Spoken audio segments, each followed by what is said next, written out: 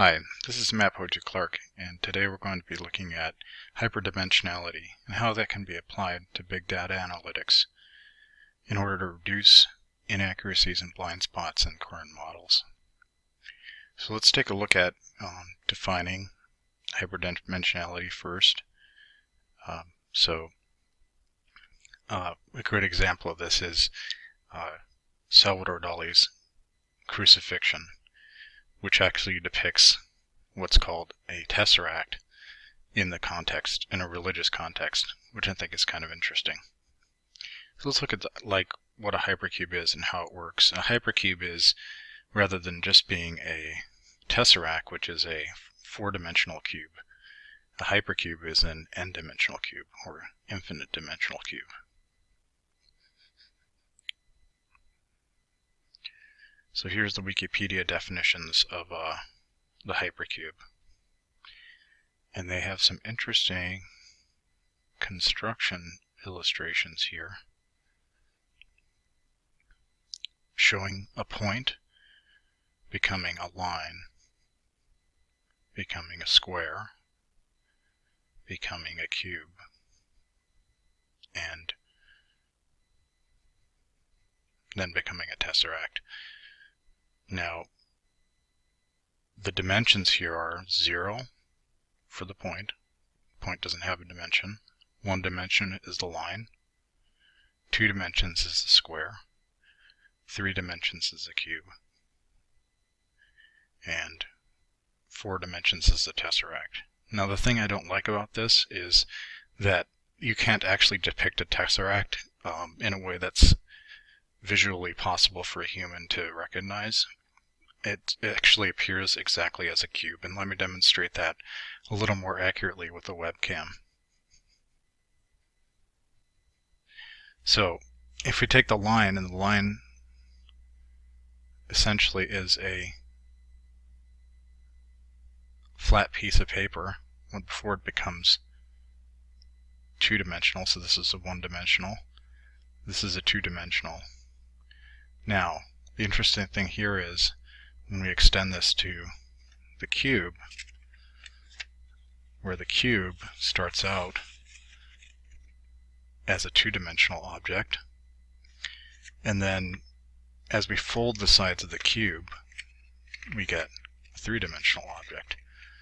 Now, the interesting thing about this is that this kind of shows more accurately how the two-dimensional becomes the three-dimensional.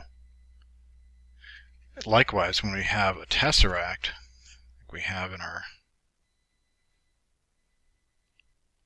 an unfolded tesseract in Dali's painting, an unfolded tesseract appears to be a three-dimensional cross made out of cubes. This is what a tesseract looks like when it's unfolded. The ironic thing here is that the tesseract, when it's folded, is impossible for a human to understand. In other words, what it looks like is a cube. The reason is because once it starts folding, if you look at a cube straight on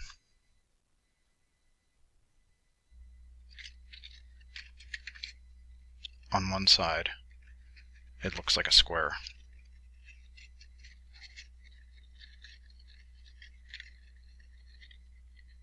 So it looks like I'm holding a square. That's exactly the way it works with a four-dimensional tesseract. In other words, after the tesseract is folded, we can only see it in 3 dimensions, and it looks exactly like a cube. So there's no way to tell a cube and a tesseract apart, which is one of the reasons why I don't like the Wikipedia definition of a tesseract, or a hypercube, because the tesseract is a misleading graphic that doesn't actually depict a tesseract. And this has kind of led to some really weird things, I think, like just this depiction. Like, for example, there's a movie called Hypercube, and so there's a movie called Cube where people got trapped into a cube, and then they created the Hypercube, and the Hypercube is just a bunch of cubes made into a bigger cube. And that's not what a hypercube is. A hypercube is 4 and more dimensions.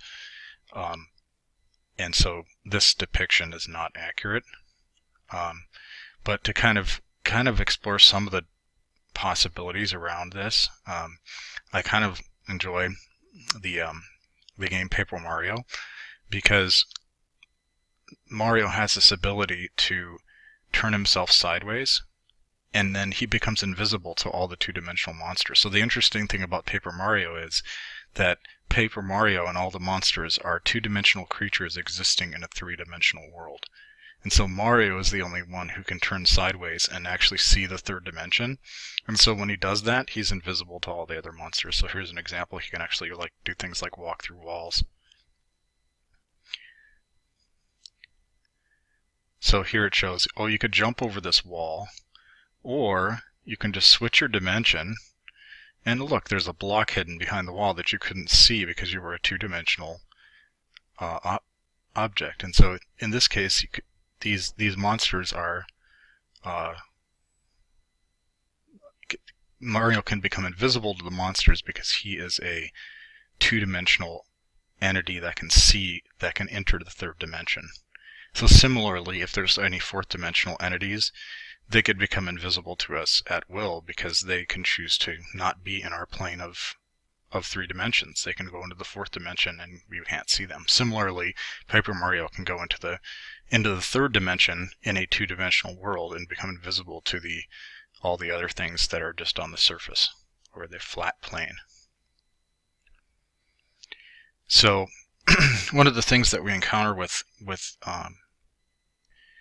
interdimensional or n-dimensional thinking is the curse of dimensionality, and that essentially as you have higher dimensional spaces, the data gets more and more sparse, and it requires more and more storage and processing power to get any answers out of the solution. So there are several different solutions to the curse of dimensionality.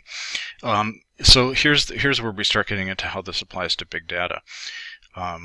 So for example, one of the solutions to the curse of dimensionality is to partition your data. In other words, divide it up into smaller pieces and have each piece calculated on a separate compute unit, and then we aggregate those things back together again to get the answer. And this is the way things like Hadoop and Spark and a lot of the big data, quote-unquote, technologies emerging from the dot-com space type companies solve the problem.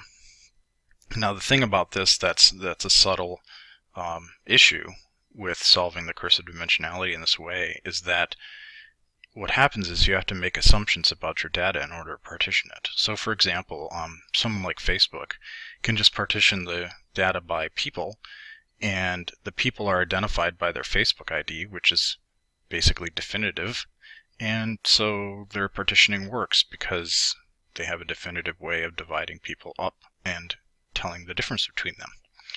When we get into things like fraud detection, this doesn't actually work, because the assumption that, for example, someone's social security number is definitive is one of the reasons why fraudsters get away with what they do. Because once you make the assumption and start partitioning by SSN, simply by changing your SSN, you become invisible to the algorithm. And so then you keep adding dimensions to this, but in the end, the best solution is not to partition the data in this case, and to actually create what's called a massive parallel processing, MPP, shared memory system. And so that is another solution to the curse of dimensionality. Just have a bigger machine and just keep building bigger and bigger machines. So you have the choice of either having a bigger machine and being able to discover all of the relationships between the data, or making a decision about how to partition the data and then having intentional blind spots built into your solution. So it's kind of a trade-off there, and so what we see in a lot of the sales pitches for the big data vendors is that they are assuming that the curse of dimensionality can always be solved by partitioning the data, and that's simply not the case. And in fact, the next generation of analytic solutions will take advantage of the fact that you don't have to partition the data for some of the more advanced hardware that's coming out, and you can actually do a lot more with that hardware than you could ever do before.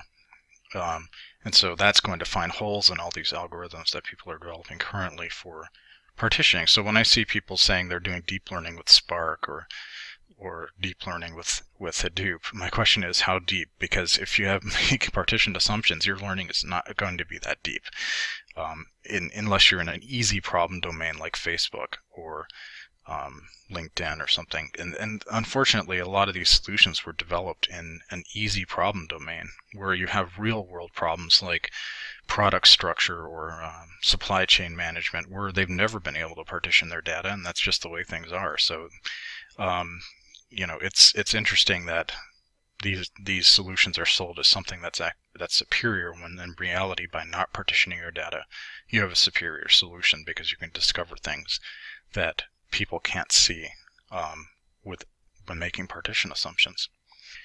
So now, in order to utilize multidimensional spaces and n-dimensional spaces in the proper way, to discover the true connections between the data is to have the data all in the same memory space through various techniques and ways of indexing and compressing data and so forth.